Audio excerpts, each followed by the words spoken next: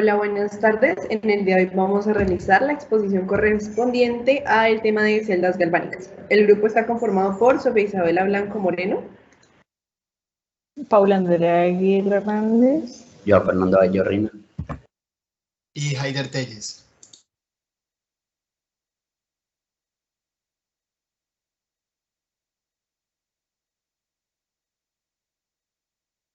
Bueno, primero tenemos el efecto de la concentración en la FEM de celda. Primero que todo hay que tener en cuenta que FEM hace referencia a la fuerza electromotriz.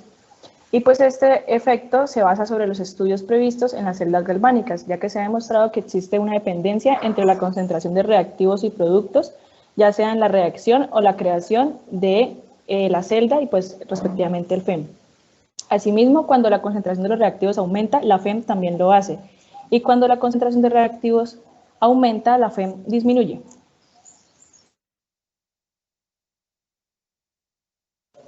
Bueno, acá tenemos la ecuación de Nernst. Es básicamente pues, una fórmula en la cual se utiliza para hallar el potencial de reacción de un electrodo y se desarrolla pues, para hallar las condiciones normales o estándares. Pues ahí está expuesta la ecuación y la explicación de cada una, siendo E potencial corregido del electrodo, R la constante de los gases, T temperatura, N cantidad de moles de electrones, F la constante de Faraday y Q el cociente de reacción.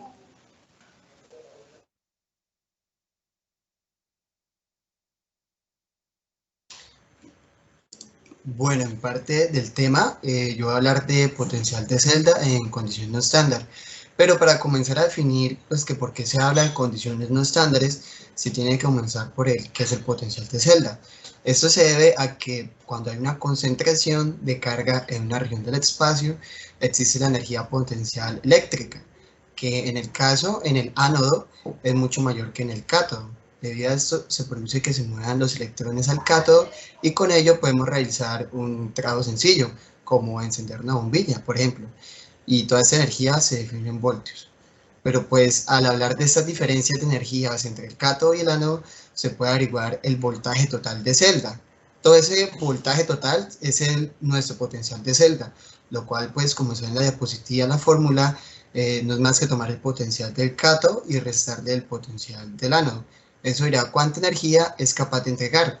Eso cambia, depende pues los diferentes materiales con los que se realiza la celda y sus condiciones estándares, o para decirlo de forma sencilla, sus condiciones iniciales, como la molaridad o la temperatura. Y en este caso, cuando estos no están definidos, se les dice que las condiciones no son estándares, porque ya no se especifican en un ejercicio como tal. Bueno, a continuación entonces vamos a realizar el primer ejercicio sobre el tema. Tenemos que, nos dice, indica las semireacciones que tienen lugar en el ánodo y en el cátodo, la reacción global de la pila y la fuerza electromotriz de las pilas galvánicas construidas en los siguientes electrodos. Entonces, pues estos es los datos que nos plantean. Y entonces primero vamos a comenzar definiendo cuál es la de oxidación y cuál es la de reducción. Definiendo entonces que la reacción de oxidación es Zn va a Zn con 2 más 2 electrones. Y que la de reducción es entonces Ag más un electrón que pues nos daría Ag. Ya una vez definidas entonces las reacciones de oxidación y de reducción, se define la de oxidación como el ánodo y la de reducción como el cátodo. Ya con esto entonces vamos a multiplicar la reacción de reducción por 2, dándonos este resultado que después de pues, sumar verticalmente nos da entonces Zn más 2Ag más 2 electrones y pues en el otro lado Zn2 más 2 electrones más 2Ag, que sería entonces la reacción global de la pila, que es el primer dato que nos piden. Después entonces, bueno, volvemos a copiar el enunciado y nos piden hallar lo que tiene que ver con la fuerza electromotriz de la pila, que se halla con la fórmula que expusimos anteriormente. Se reemplazan los datos dados por el problema y pues nos da al final la fuerza electromotriz igual a más 1,56 voltios. Como es mayor a 0, entonces se define que es una reacción espontánea.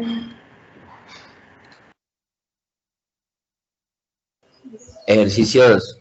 Tendrá lugar la siguiente reacción de forma espontánea a 250 grados Celsius si hierro más 2 es igual a 0,60 moles y cadmio más 2 es igual a 0,010 moles. Bueno, entonces tenemos la fórmula. El primer paso que vamos a hacer es balancear la ecuación y la balanceamos, y el segundo paso es diferenciar quién se oxida y quién se reduce.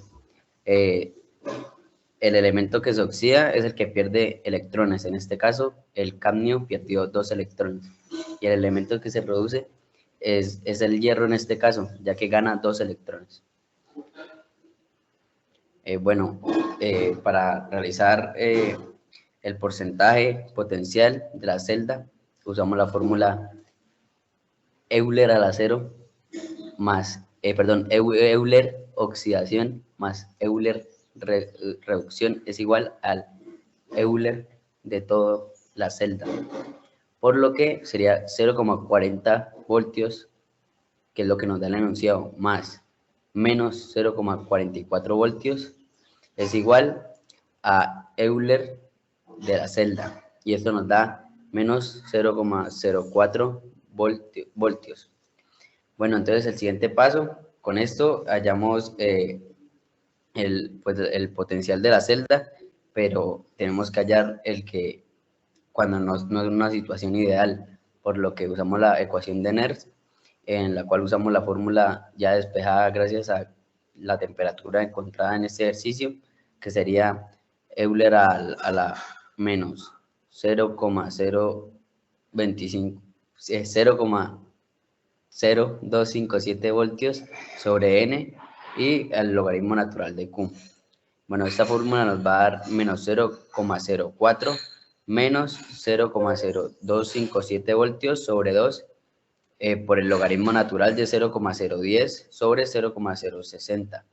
Y esto nos va a dar un total de 0,0126. Redondeándolo con cifras significativas nos va a dar 0,013. Podemos ver que al inicio nos dio un valor negativo, menos 0,04 voltios. Pues por eso es importante siempre profundizar el ejercicio y no quedarnos con la parte de arriba, ya que puede cambiar el ejercicio. Y pues gracias al resultado que nos dio al final, que fue positivo, que es 0,013, podemos decir que el potencial de la celda sí es positivo, por lo que se puede afirmar que la reacción sí es espontánea. Finalmente, entonces, tenemos la bibliografía usada para la exposición. Muchas gracias.